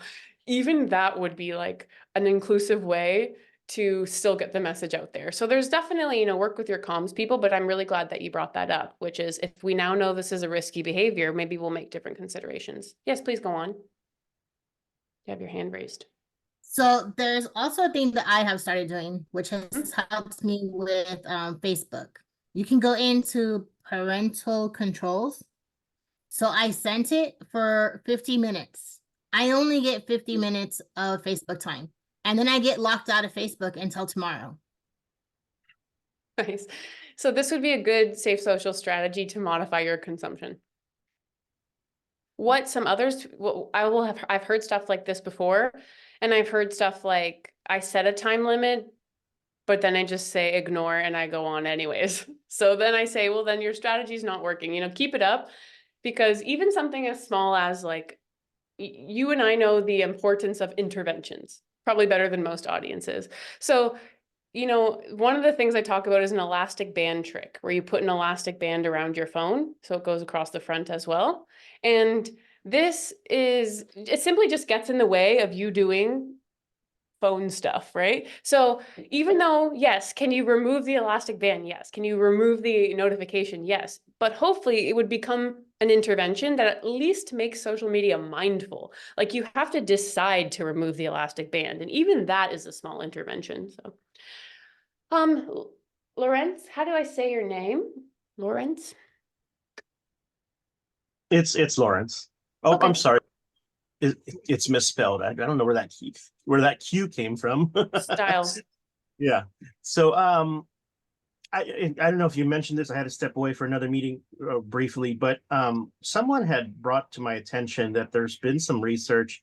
I tried it for myself, and I knew it worked for me because I immediately limited my social media consumption. Somebody said change your settings on your phone in general to monochrome. That there's Yes. something about colors that not addict us to our phones, not so much just social media, just our phones in general. Are you aware of that research? I am aware of that. Yep. And I am aware that this is a strategy that we'll see, a consumption strategy that people use. So what he's saying is turning your phone to black and white basically it just makes it literally more boring. Like it makes it more boring. So it's not as stimulating. And if that works for you, that might be an easy fix. If that's what you want, right? For me, I just I couldn't, color's too fun. But that's a great one. Thank you for bringing that one up. I see in the chat, I know lots of people who delete the Instagram app during the work week because they recognize how much they use it and what a distraction it is. Right. So presupposes self-awareness, right? Presupposes discipline a little bit, which is why you get those later strategies. But it's great. Eliminating Facebook and X. Oh yeah, X, like formerly Twitter. That's so aggressive, eh? X. And IG notifications has been life-changing. Yeah, Dakota, I agree. Like that trip that I showed you at the beginning, I used to have all notifications on. And then when I came back from that trip, I was like, I actually asked myself, and I still do this, by the way, on vacation. I say, what did I miss? What did I miss? And when I came back from that, I was like, well, I don't want to see emails. But then 2 years later, when I went full time with my business, I was like, actually, I do want to see emails. Like, I want to see those come in because they're extra important to me. So I turned that back on. 2 years after that, turned them right back off again. So even now, when I do a digital detox of any kind, if you can even go one day, you're probably ahead of most people. I mean, literally, like half day, you're probably ahead of most people. And then just ask yourself, what did you miss? Because I'm not about all abstinence. I'm just about healthy use. So if you're like, oh, you missed all the messages from your family on Messenger and that bothers you, well, then bring that one back. Okay, let's see what else we got here. Hazel says, it's ironic how social media will suspend you for reposting something you found on social media. Yes, there is some self-responsibility as well. Because example, Elon Musk, billionaire, purchasing Twitter for the sole reason to deregulate it. And mass fire, it's essential employees. Y'all, if you want to get to the connections to workplace health and all that stuff, like the tech layoffs right now are wild. And if you're not already seeing it, predicted this 10 years ago, you're going to see a reunionization movement, which is probably already happening because I believe that there was a law that was just passed that allowed people to unionize easier. So prepare for that. I think social media oh yes, okay. I think there should be an age limit like over 18 years old. Agreed. Maybe everybody always wants an exact age limit. I always get asked this question. I always get asked two things that I'm gonna maybe just say to you right now because I have the microphone and I can't. So one is I always get asked about age limits. So let me tell you my real answer. My real answer is, like for your kids, is you need to know when they're able to handle it. That's my real answer. Like my real answer is I have one niece who is now 14 and asked for social media for the last few years, and it was a solid no. Why? Because a few years ago, my family, I guess, like saw her in the mirror or something, and she was like saying mean things to herself. And so they were like, I was like, no, the answer is no. You're not on yet, because if you're not feeling good offline, it's going to make it so much worse. It's going to amplify anything. 3 years later, love this kid, man, she got herself, she's like got such self-regard now. She's confident, she's on, and she best believe she has Auntie B in her ear with how to use social media safely. But my other niece, who's now just like, she's just 10. So even a few years ago, like let's say when she was 8, I thought she would have been okay. Honestly, I actually thought she would have been okay handling online. Just the way that she was just really confident, really insightful, knew what she liked, had her friends. Like she probably would have been okay. That's my real answer. When people want like a general answer, I'm like, try to push it to 14 or something. Like try to push 14 to 16, like if you really can. If you can get that far, they'll probably open it up on their friend's phone anyway, but it won't be in your house. And then the other thing that I get asked a lot about is screen time. What is healthy amount of screen time? Screen time was all the rage in this research within the last 10 years, but within the last 1 to 2 years, it's kind of really showing, unsurprisingly, given my work, that the quality of the time is more important than the quantity of the time. So if you're on a road trip and your kid's watching like a YouTube show that you have approved, Miss Rachel, who is just, I call Saint Rachel because I'm obsessed with her. She's watching, that is not inherently going to be more harmful than even 10 minutes of a risky experience.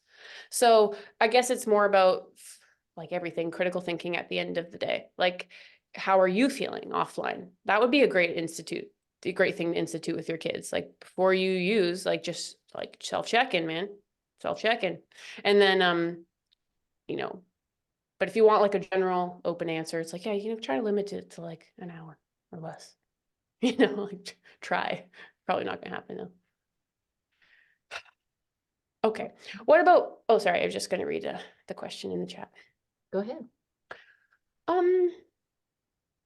I have mine. Oh, so yeah, I have yours on dark screen. So when in public, you can't see the screen to use the phone. Yeah, I know. So that's a good strategy. You'll notice that you didn't really miss anything. And yeah, this happens a lot. Like we think that we take a detox and we're like, oh, the world didn't fall apart. Okay, so maybe I'll just bring back what I want. Tracy says, what about playing games on your phone all the time? Is that also having a negative effect on us all? Well, gaming is an interesting one. I like gaming. Like, I mean, I don't do mobile gaming, but I don't think that gaming in and of itself is also inherently bad. I played a game, guys, called It Takes Two. It's my first introduction to video gaming. Oh my gosh. What a beautiful piece of media.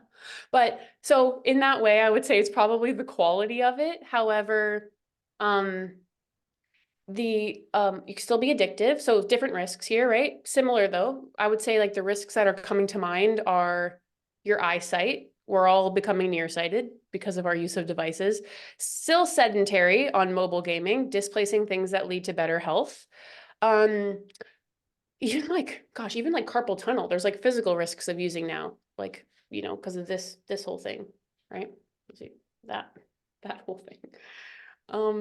Other risks are like, when you're gaming, I would recommend thinking about why you're gaming, almost like, why are you watching? Why are you scrolling? If it's just boredom, okay, well, maybe try to make it a game that like helps your well-being or something like that. If you're upset with yourself though, if you're finding yourself an hour later and all I've done is like, and you're upset with yourself because you didn't feel like you spent that time, you know, building a better life, then that's something for you to notice. If, however, you end up, you know, I don't know, 15 minutes later and you're like, that was entertaining, that was fun, then I don't think then 15 minutes of Tetris is inherently worse than 15 minutes of, say, watching a show.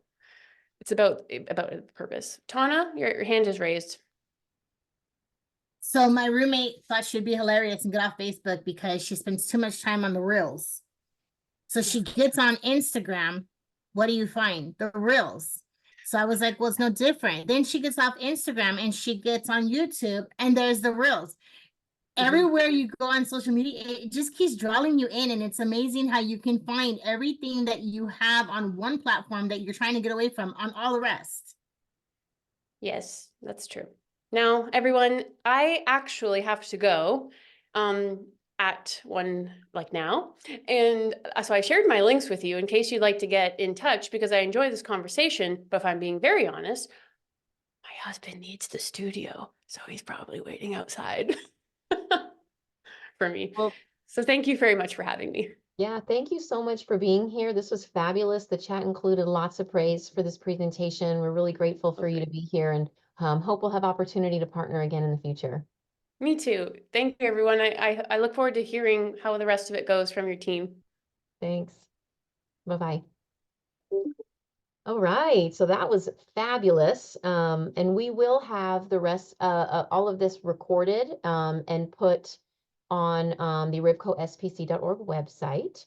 So it will be there in the future to check on again. But now we're going to change channels just a little bit. And I want to introduce Robert Youssef, who is a senior public information specialist with our department and a co-chair for our effective messaging and communications subcommittee as part of our coalition. And the subcommittee works to share best practices and recommendations around safe messaging as it pertains to suicide. The goal of the Effective Messaging Subcommittee is to increase safe reporting of suicide and healthy social media use. And Robert's here today to educate us on safe reporting guidelines and tips to help reduce stigma surrounding suicide. So without further ado, I'll turn the floor to Robert. Hello, everyone. Good morning, and thank you for giving me an opportunity to spend a few moments with you just to talk about exactly what Diana was saying, increasing safe reporting of suicide and healthy social media use, which is the goal of the Safe and Effective Subcommittee that I co-chair with Carrie Maybe, who is the Public Information Specialist over Animal Services. So what we want to be able to do is be able to share some insights, some tips, some tricks as all of us engage the world, again, in social media predominantly, and just kind of take a look at what is safe reporting? What does it look like? You know, how do we engage social media safely when we are reporting? And we're just communicating, you know, day to day with what we do in our roles. everyone has a role in suicide prevention.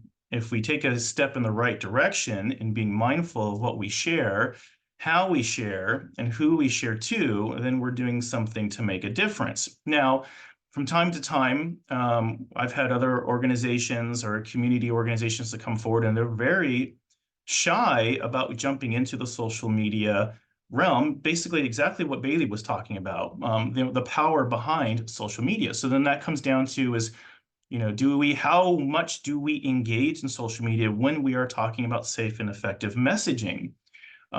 Do we adopt it? Do we jump right in and embrace it? Well, let me tell you about a little company called Thomas Guide. Now, for those of us that were old enough, how many of us had a Thomas Guide in our car to get directions, right? It was just before MapQuest, but not before Google Maps or some of the things that we use now, Apple Maps, Waze. So Thomas Guide, again, everybody had it in their car because if we got lost, we needed to know where to go. Well, Thomas Guide was the #1 paper map company in the United States. There was this little company at the time by the name of Google who approached the Thomas Guide in their early days to discuss a potential partnership about being able to create this digital map space for directions. Thomas Guide declined the offer. As a result, Google Maps continued to develop independently and eventually became the most widely used digital mapping service in the world. So what happened to Thomas Guide? On the other hand, they faced challenges in the digital age, and eventually they went out of business in 2009. So why am I telling you this? In the ever-evolving landscape of social media, it's important that we adopt, right? We adopt, we meet people where they're at.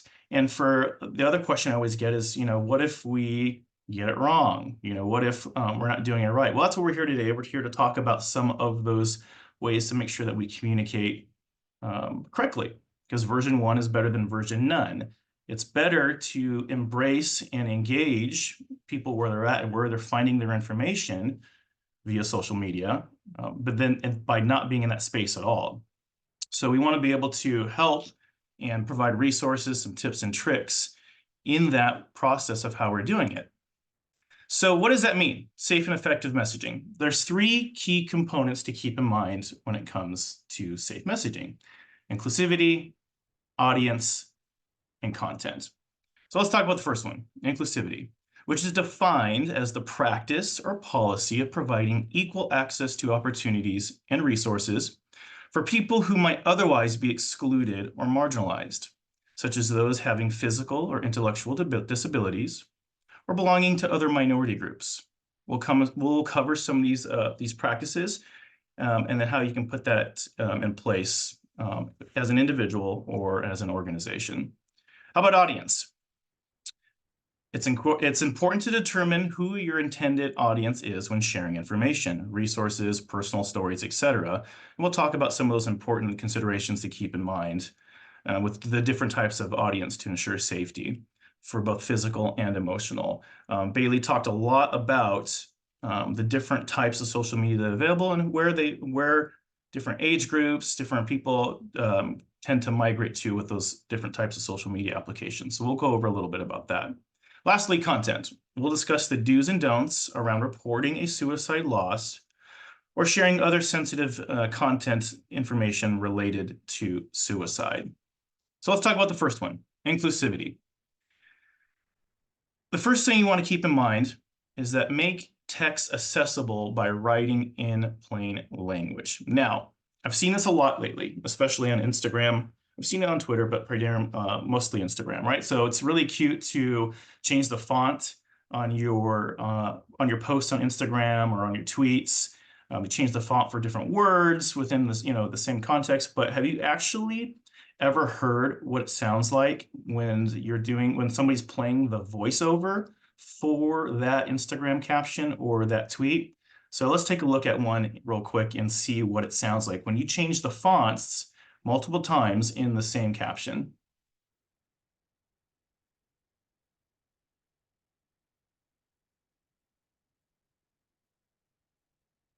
Mathematical sans serif italic small t, mathematical sans serif italic small h, mathematical sans serif italic small 1, mathematical sans serif italic small n, mathematical sans serif italic small k, it's, mathematical script small c, mathematical script small u, mathematical script small t, e2, mathematical sans serif bold small d, mathematical sans serif bold small r, mathematical sans serif bold small 1, mathematical sans. We get the picture, right? Is that being inclusive when we do something like that? Probably not, right? In fact, it is not. So again, being mindful, make text accessible by writing in plain language. Second one, don't overuse caps. You can just put in the chat real quick. When somebody texts you or messages you all in caps, what do you think? How does it sound to you? What are they doing? Sounds like they're yelling at you, right? They're yelling at you, they're shouting at you. Yes, they are yelling. Exactly. Exactly when that popped up. That's exactly how I took it. They are yelling. So again, be mindful of those things. Write hashtags with a capital letter for each word. Put hashtags and mentions at the end. So that's a big one. Again, if we are putting a small statement or a string of words together on a hashtag, and they're all lowercase, or we're shouting and they're all uppercase, it's hard to read what it is, right? Because it just looks like a bunch of words stringed together. So hashtags do have to stay together. They cannot be spaces in between them. So a way to separate them is to make sure you put a capital letter for each word. The other thing is your captions, your hashtags should be at the end of your caption. So in the small cases, you can hashtag a word in your caption. So if it's a word, if it's I'm eating a hashtag banana and then going on today, that's okay. But if we're going to have a string of captions or a number of hashtags to go with it, we want to make sure we keep those at the end so they're not a distraction for what it is you're actually trying to communicate. And then provide descriptive images captions. So again, if we have description, we have images on there, we want to be able to provide the description of those via captions. Include video captions, and then being careful when using color to convey meaning. So these are all important too, and then promote positive inclusion and representation. So we heard a little bit about Bailey about being positive and inclusion and representation, and all of that is important when we are communicating as community advocates, the messages that we're trying to portray. Let's take a look at audience. So first one, pay attention to your pictures. Do they capture your intended audience without stereotyping? So if we're posting a picture because we're promoting something, we have a group of folks and they're all of the same color, of the same type, the same age, are we being inclusive with that image? Probably not. Pay attention to your language. Certain terms and phrases may resonate with certain audiences and remain a mystery to others. And then pay attention to your social media platform. Social media platform use varies by generation, gender, race, ethnicity, and other demographics, which we heard about a little bit earlier today. Next, questions to consider. Who are you trying to reach? So if we're going to be posting information, we want to get out something that we want to promote, or we want to highlight, or we want to discuss, who are we trying to reach? What do you want them to do? So what's the takeaway, right? What is the takeaway with whatever it is that you're trying to do? And then where are they online? There's many different types of social media platforms. So being mindful of who is using what. So people of all age use Facebook. Facebook can reach up to, I think it's upward of 113 million teenagers. More than 75% of Americans between the ages of 18 and 49 use Facebook. 75% of women in the United States are on Facebook, as opposed to 63% of men. Instagram is the most popular with Gen Z and millennials. Around 85% of teenagers say Instagram is their preferred social network. So if we're trying to reach teenagers, Gen Z, millennials directly, are we going to put more resources into our messaging on Facebook, or are we going to prefer Instagram? We're going to prefer Instagram. So again, where are they online? more of 80% of Twitter's global population is under 50. And then Twitter's audience skews 62% male, 38% female. So again, where are they online? So all those are important as we are communicating, our message or whatever it is that we're trying to do. Where are the at? Who are they trying to reach? And what do we want them to do? All of that's important. Robert, there's a question that came in on the chat that says, might you go in more in depth with what to include in a photo or video descriptive caption? Yeah. So if we are, let's say we're highlighting in an event, right? So let's say we're promoting an event that's taking place, for example, May is Mental Health Month, and we have some, we have an image of people. We have a post of kids getting their face painted, for example, as one of the booths or vendors that provide entertainment for people at the event, and we have this picture up. It's a good thing to go ahead and include in that. Take a look at this person as she's getting her face painted at the fun events that can take place over here at the May's Mental Health Month Fair. So we're giving a description of what's taking place in that image. Not just saying, May's Mental Health Month Fair is January 26th or whatever it is, and we have a picture of a kid painting her face and we don't know what that means. We're not being descriptive about it. So we want to be able to tie back to, with the caption, what it is that we're promoting with that image that's going along with it, so that we're not just, number one, just throwing an image out there, and number two, being able to discuss and detail, to some degree of what that image is and what it's representing. Next, content. While discussions of safe messaging often focus on media coverage, everyone who is communicating to the public should be mindful of safety, especially those of us working in suicide prevention, mental health promotion fields, schools, education, etc., government officials, prevention practitioners, people with lived experiences, community leaders, and others can all help to ensure that messages are safe and helpful. In addition, all communications to the public should be viewed through a safety lens prior to release and revised if necessary to make sure to avoid problematic content. We do this with my marketing group over here at RUHS Behavioral Health. We go through and we're getting ready to go look at posts that we're going to post throughout the course of the week. And one of the things we do is we stop. We don't just go out there and post it right away. We take a look, we review it. We have another set of eyes take a look at it just to make sure we have safety lenses. Now with RUHS, right, we're public health, we're behavioral health, and we're the medical center, and we're clinics. So things that we provide, that we say to the medical center, they're asking us, hey, can you give us some words and some messages, regarding suicide prevention, for example. The medical center would like to post some information. We want to make sure, number one, that we've put it through a safety lens prior to release so that we can make any revisions, we can take a look at it, but also that it resonates, and it resonates in a positive way, and it resonates with a safety lens. So all of those things are important. Now, safety concerns don't mean we should avoid messaging. Again, I go back to the Thomas Guide, right? Thomas Guide avoided, didn't want to get involved, and ultimately they got left behind. So safety concerns mean that we shouldn't avoid messaging. Communicating to the public about suicide is critical. What's important is how we message it. So let's take a look at some of the safe messaging do's and don'ts. Let's start here with don't reinforce negative stereotypes, myths, attitudes, and behaviors, or stigma-related or mental health illnesses and suicide with suicidal persons.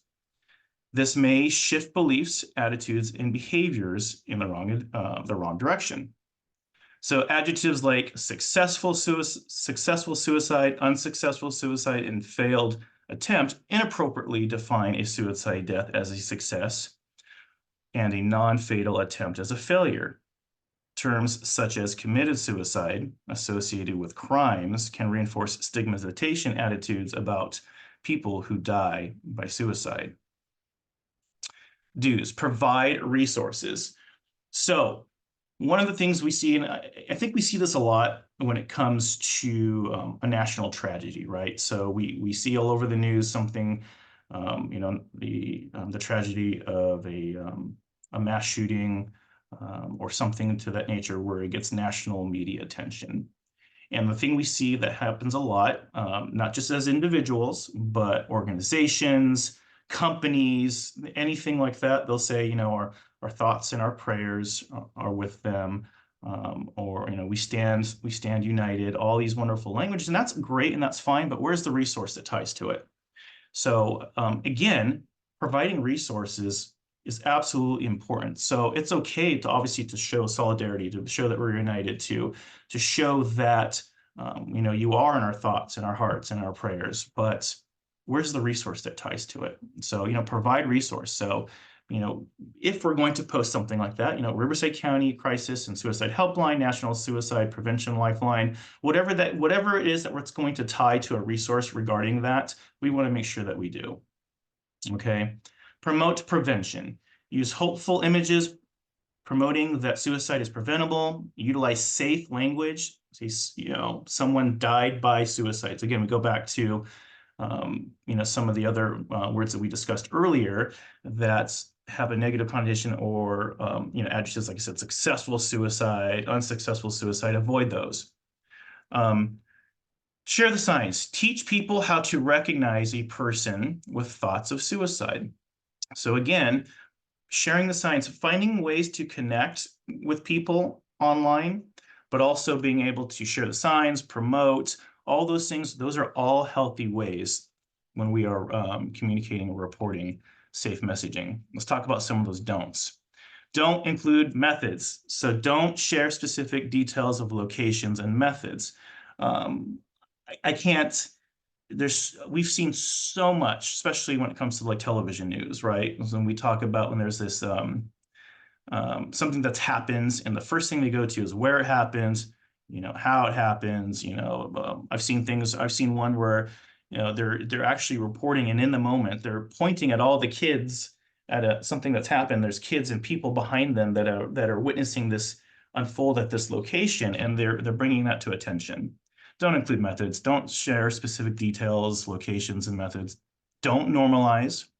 Don't make suicide seem common by describing and talking about methods or causes. And don't glorify. Don't point out or highlight events that might be the cause. Again, all of that information under the don'ts is information that we don't need to discuss. That doesn't further the conversation. That doesn't provide resources. That doesn't provide hope and help. None of those are safe and effective. Okay.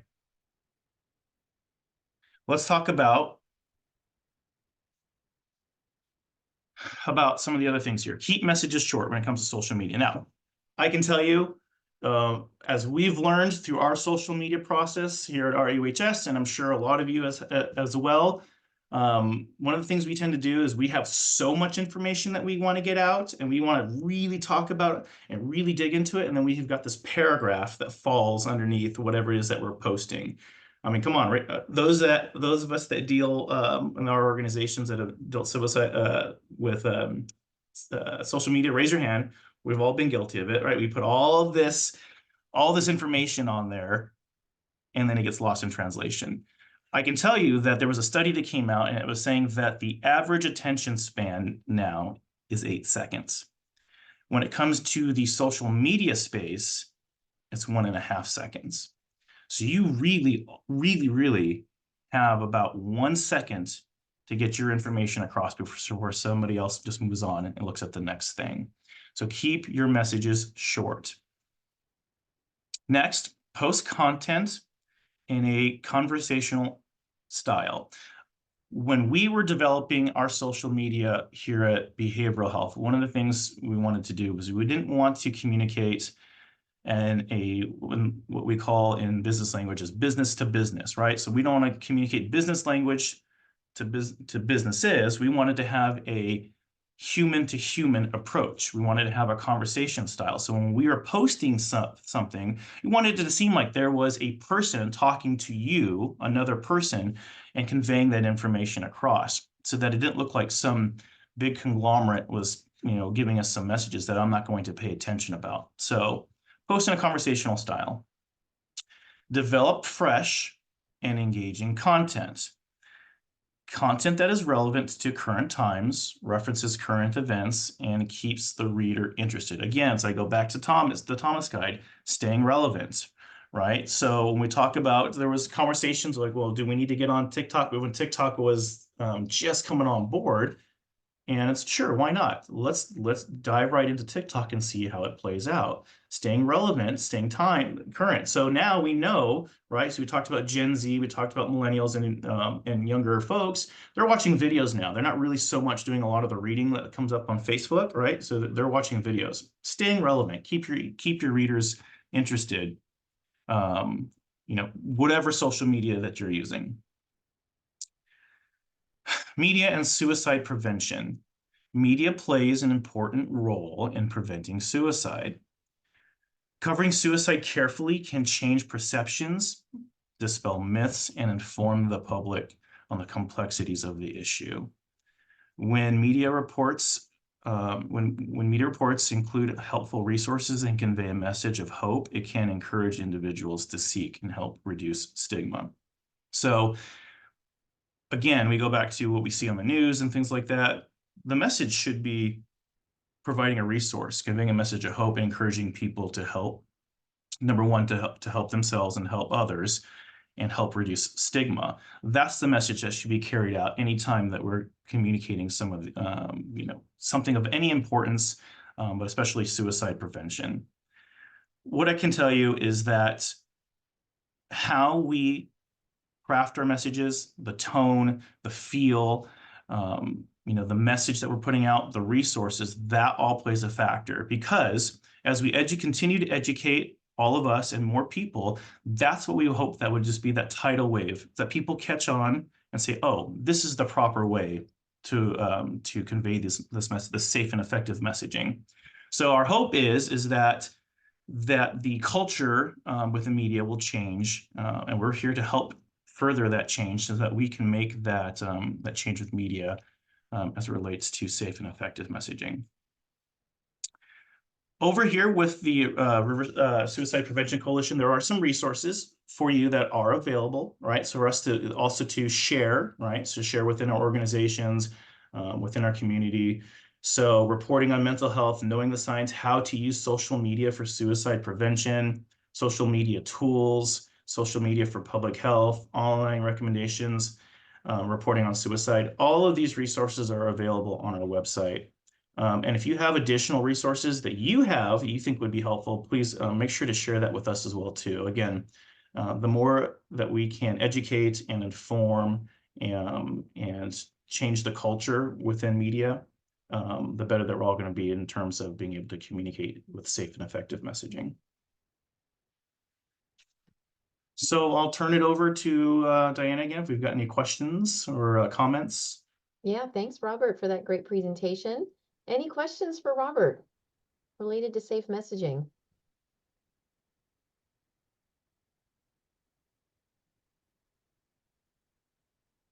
Okay, as things come up, you can get a hold of him through either the website or contact me, and we'll make sure that we get you any answers to questions that may come up for you in the future.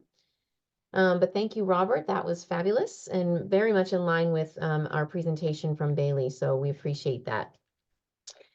Okay, so if you enjoyed the discussion that we had today and you want further training in suicide prevention, we encourage you to take advantage of the free learning opportunities that are offered through prevention and early intervention.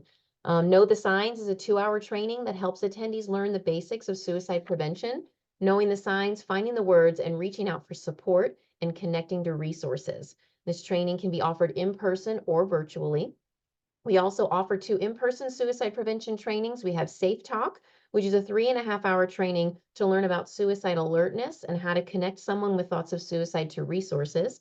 And assist or applied suicide intervention skills training is also an in-person 2 full-day training to learn interventions you can use with someone who's having thoughts of suicide to help keep them safe for now. So you can scan that QR code to register for these fabulous trainings.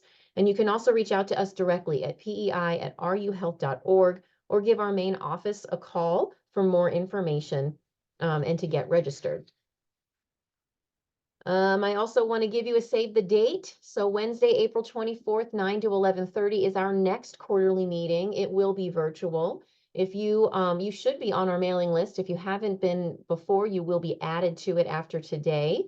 And you will get an email from us at the beginning of April with the unique registration link for April's quarterly meeting. So be on the lookout for that, or you can scan that code right there, and that will also take you to the registration page. And after you register, you'll get a confirmation email that gives you your unique link with your name when you log in. And so before we close up, Donna has a question I just saw pop up on the chat. Robert, this one, I hope you're still here. Is anyone working with local newspapers around safe messaging? So I know that was one of the goals of the effective messaging subcommittee. Robert, are you still here with us? I don't know if he had to step away, but I know that that is definitely something we want to do. And we have opened up previous effective messaging webinars to newspaper journalists as well as other media outlets. And so those are things that will still be in the works and planned to continue to make available. And then we also do have a webinar that is on our website that does go over safe and effective messaging as well. So if you have a connect that wants more immediate information, they can go onto our website and get that information as well. So there it is, rivcospc.org. Please check it out if you haven't been there yet. We've got all the archives and history of everything we've done with the coalition. Every quarterly meeting has been recorded and is available for your view. We have been recording today, and it will also be added to the website so that you can watch it again or share it with others who might have not been able to be here today. And then after today, we are going to also put together an email that will include the link to the video once it's up, and all the links that were shared from Bailey and some others that were in the chat today. So be on the lookout from that email. I know that we also have something new we're adding to today, and that is a link for a survey. So I'm going to ask someone on my team to, oh, here it is. Scan the QR code, and there it is in the link. Thank you, Annie, in the chat. So take a moment, please, to fill out this really short survey. We just want to get a better sense from all of you about things that you like or want to see changed as we move forward as a coalition in our quarterly meetings, and in any other way as well. When you go to the website, you can also find out more about our 8 subcommittees. We are always looking for membership that help us drive the work forward. So I would encourage you to check that out. And if you're not already a member, to please consider signing up. Now, I saw someone had their hand raised. I apologize. I wanted to finish my thought, but if you, there you go. Oh, there it was again, and it went away, but please feel free to unmute and ask I'm your so question. sorry. Hi, everyone. Thank you so much, Diana. I've enjoyed this coalition meeting thoroughly. This is my first time joining, so I'm really grateful that I was able to experience it. Yeah. But I did want to add, if I can, that I'm with the organization called Reach Out. We have an upcoming health profession conference coming, and we are still seeking speakers who are in the health profession field, whether it is through health administration, any type of like medical field or anything related to that, behavioral health, mental health. And I just wanted to know if I would be able to add that into the chat so that people can check out the website. And I can also offer my contact information if they want to get in contact with me for further information. Sure, that'd be great. Okay, perfect. Thank you so much. Yeah, thanks. Did anyone else have a question or comment? Hi, this is Tracy Bennett. I'm not able to copy the links in the chat, and so I thought it was my device, so I switched to another device, but when I opened it up, now I don't have any of the chat. Unfortunately, the RU Health Network does limit our options on the Zoom platform, but we have all those links. We will be sending you an email in the next couple of days that will include the link to the video once it's up, as well as all the links that were provided in the chat. And so Awesome. we'll make sure that you get everything. Okay, perfect. Thank you. Yeah. Any other questions? Anyone on my team or Rebecca, any final comments or things to note? No additional comments or any new information to share, other than just thank you so much for attending today, and very happy to see that so many folks really were able to gain some new information and insight from our presenter. So thank you. Yes, absolutely. And we look forward to seeing you all in future quarterly meetings and hopefully in some subcommittee meetings, getting some of this work done here in Riverside County. We do appreciate you so much. We're here to hang out a little bit. Look at us giving you back some time in your day. You have 28 minutes that you can take back and maybe do a little bit of self-care. But Rebecca and I can hang out for a little while if any final questions or thoughts come up. Please complete that survey. We do want to use it to better inform the next meetings we have. And other than that, thank you all so much and enjoy the rest of your day.